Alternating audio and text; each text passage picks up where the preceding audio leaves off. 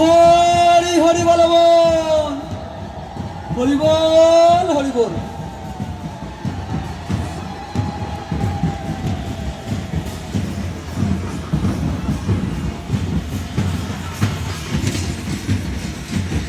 আমার সৃষ্টিকর্তা, আমার পিতামাতা পাগল গোসাই দলপতি এবং আমার ভগবান শ্রী হরিগুরুচাঁদ ঠাকুরের শ্রীপাদ পদ্মে ভক্তিপূর্ণ শ্রদ্ধার্ঘ্য নিবেদন করে প্রণাম জ্ঞাপন করে আমি আমার বক্তব্য এখানে শুরু করছি।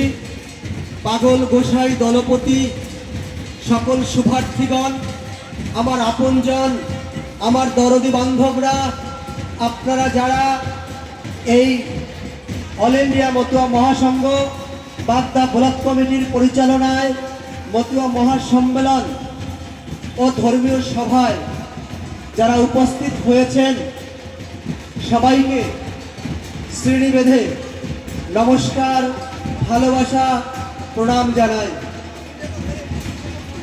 আপনারা জানেন শ্রী শ্রী হরিগুরুচাঁদ ঠাকুরের ধর্ম দর্শন, স্বাধীন স্বতন্ত্র মতুয়া ধর্ম আজ শুধুমাত্র ভারতবর্ষের গণ্ডি নয়, ভারতবর্ষের গণ্ডি পেরিয়ে পৃথিবীর প্রায় ৬৬টি দেশে আজ আমাদের ডঙ্কা বাজছে, নিশান উঠছে, হরিনামের ধ্বনি প্রচারিত হচ্ছে। সবাই নামে নামে ভক্তিবান হয়ে, মাতোয়ারা হয়ে একসঙ্গে সবাই হরিবল হরিবল করছে। হরি বল হরি বল হরি বল হরি বল হরি বল। এই নিষ্পেষিত, নির্যাতিত, নিপীড়িত মানুষের মুক্তি বারিধি, পতিতের উদ্ধার কর্তা শ্রী শ্রী হরিগুরুচাঁদ ঠাকুর যদি ভারতবর্ষ তথা বর্তমান বাংলাদেশের ফরিদপুর জেলার সফলাডাঙ্গায় হরিচাঁদ ঠাকুর আবির্ভূত না হতেন, হয়তো আপনি আমি আজ এই জায়গায় দাঁড়িয়ে আমরা কথা বলতে পারতাম না। তাই সামাজিক দায়বদ্ধতা মাথায় রেখে হরিগুরুচাঁদের নাম প্রচার প্রসারে যদি আমরা মানুষ হয়ে থাকি, আমাদের মধ্যে যদি মানুষের রক্ত থেকে থাকে, তবে হরিগুরুচাঁদের ঠাকুরের ঋণ কোনদিন আমরা শোধ করতে পারবো না না না। হরি বল হরি বল হরি বল। আমরা মানুষ হয়েছি সত্য, আমরা মনুষ্যত্ব অর্জন করতে পেরেছি কি? যদি মনুষ্যত্ব অর্জন করতে পারি, তবে সামাজিক দায়বদ্ধতা মাথায় রেখে আপনার কাজের অবসরে আপনি চায়ের দোকানে বসে গল্প না করে বাবা হরিচাঁদ গুরুচাঁদের নাম প্রচারে একত্রিত হবেন, এটাই আমি কামনা করি, প্রার্থনা রাখি। পৃথিবীর মধ্যে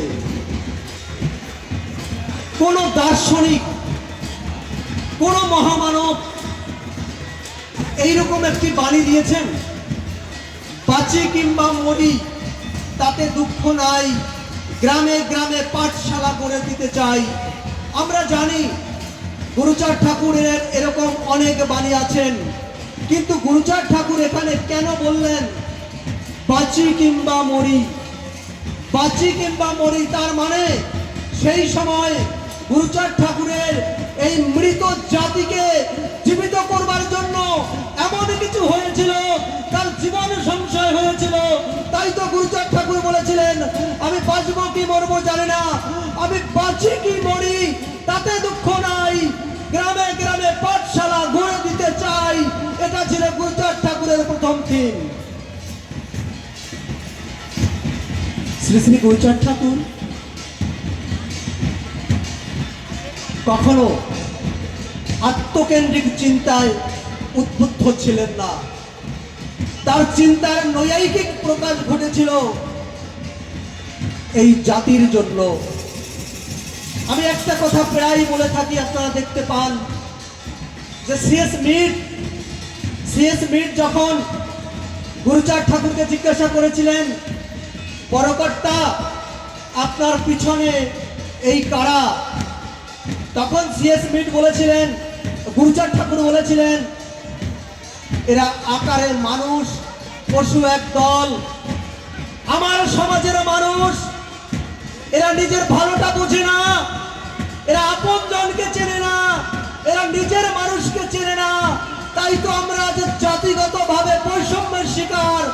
আজ এই স্বর্ণ যুগে দাঁড়িয়েও আমাদের মানুষকে এখনো মন্দিরে ঢুকতে দেওয়া হয় না। আপনারা জানেন, গত মাসে 30 তারিখ লড়াইলে একটা মন্দিরে আমার সমাজের মানুষকে ঢুকতে দেওয়া হয়নি।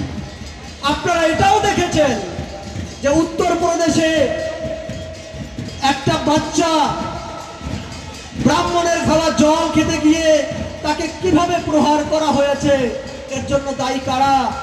আমাদের একত্বর অভাব। আমরা মানুষ হয়েছি সত্য, আমরা মনুষ্যত্ব অর্জন করতে পারিনি।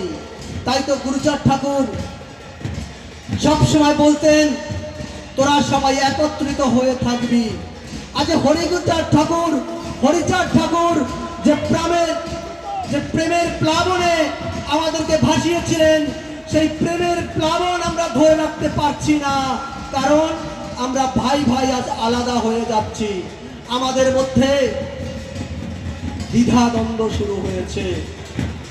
আমাদের সামাজিক সমস্যা থাকবে, কিন্তু মনে রাখতে হবে, হরিগুরুচাঁদ ঠাকুরের দর্শন, হরিগুরুচাঁদ ঠাকুরের চিন্তা ভাবনা, হরিগুরুচাঁদ ঠাকুরের সম্মান রক্ষার্থে আমাদের সবার একত্রিত হতে হবে, একসঙ্গে চলতে হবে। এটাই হবে আমাদের মূল এবং প্রধান কাজ। শ্রী শ্রী হরিচাঁদ ঠাকুর, শ্রী শ্রী হরিলীলামৃত, আমরা যখন লীলামৃত পড়ি, লীলামৃত পড়তে গিয়ে আমাদের লক্ষ্য করতে হচ্ছে কিছু স্ববিরোধী। এই স্ববিরোধী আর কিচ্ছু নয়, এটা আপনার আমার অজ্ঞতা মাত্র। আমাদের মাথায় রাখতে হবে কোনটা হরিচাঁদ ঠাকুরের কথা, কোনটা গ্রন্থাগারের কথা, আর কোনটা অন্যান্য ধর্মের রেফারেন্স। এই রেফারেন্স যদি আমরা ঠিক করতে না পারি, তবে কখনো আমাদের মধ্যে একত্ব চিন্তা ভাবনার সঠিক বিচার কাজ করবে না। আপনারা জানেন, আমি যখন ভারতবর্ষের বাইরে মতুয়া ধর্মের প্রচারে যাই, আমি সেখানে গিয়ে আমি যখন বলেছিলাম ভারতবর্ষে তথা বাংলায় উৎপন্ন একটি মাত্র ধর্ম, বাংলার ধর্ম, মতুয়া ধর্ম, সূক্ষ্ম সনাতন ধর্ম, গার্হস্থ্য ধর্ম। বাংলায় আর কোনো ধর্ম হয়নি, বাংলার একটি ধর্ম। তাই আমি বাঙালি, আমি আমার মায়ের ভাষায় কথা বলি। আমার মায়ের ভাষায় রচিত, বাংলায় উৎপন্ন সর্বপ্রথম ধর্মগ্রন্থ শ্রী শ্রী হরিলীলামৃত। তাই আমি বাঙালি হয়ে আমার মায়ের ভাষায় কথা বলতে শিখে আমি শ্রী শ্রী হরিলীলামৃতকে মানি। শ্রী শ্রী হরিলীলামৃত আমার উপাস্য, শ্রী শ্রী হরিলীলামৃত আমার গ্রাহ্য। তাই শ্রী শ্রী হরিলীলামৃতের উপরে যারা আঙ্গুল তুলছেন তাদেরকে আমি মানুষ বলে মনে করি না। শ্রী শ্রী হরিলীলামৃত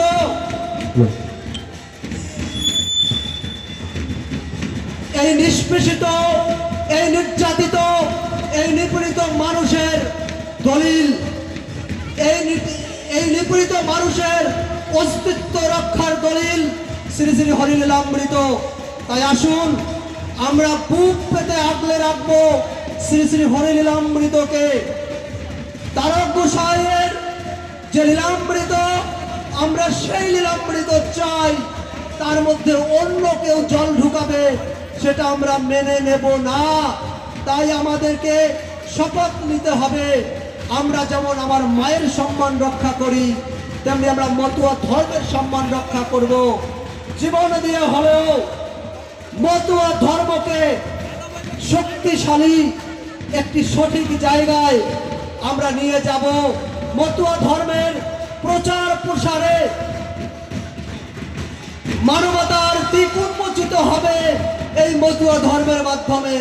তাই আপনার আমার আজকে বাগদা ব্লকের এই কমিটি সামাজিক দায়বদ্ধতা মাথায় রেখে এক মহামিলনের আয়োজন করেছেন। এই সম্মেলনটা মূলত কি? এই সম্মেলনটা কি? এই সম্মেলন হয়েছে আপনার আমার, এই যে আপনার আমার আপন জনেরা বসে আছেন, এই যে হাজার হাজার মানুষ, আমার দরদি বান্ধবরা এখানে উপস্থিত হয়েছেন, এই মানুষের মহামিলন কেন্দ্র ঘটিয়েছেন হরিচাঁদ ঠাকুর। কারণ 1830 সালের আগে,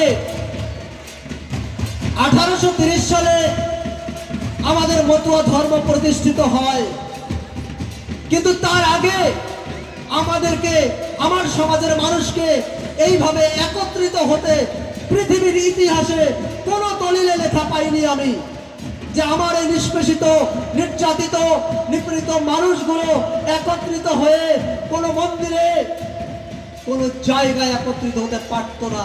কারণ ওই যে 3% তাদের অত্যাচার, তাদের অনাচার, তারা যেভাবে আমাদেরকে দমিয়ে রেখেছিল, তাদের জন্য আমরা সঠিকভাবে সঠিক জায়গায় পৌঁছাতে পারতাম না।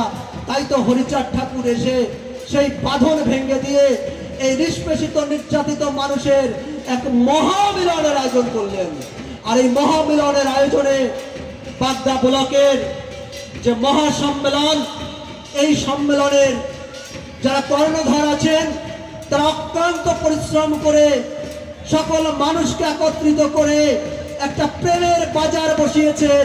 আর এই প্রেমের বাজারে যারা উপস্থিত হয়েছেন, তারা সবাই আমার হরিচাঁদ গুরুচাঁদের প্রেমের প্লাবনে ভাসিত হয়ে সবাই মিলে একবার হরিবল হরিবল করবেন। হরি বল, হরি বল, হরি বল, হরি বল, জয় হরি বল। আমাদের শিক্ষা,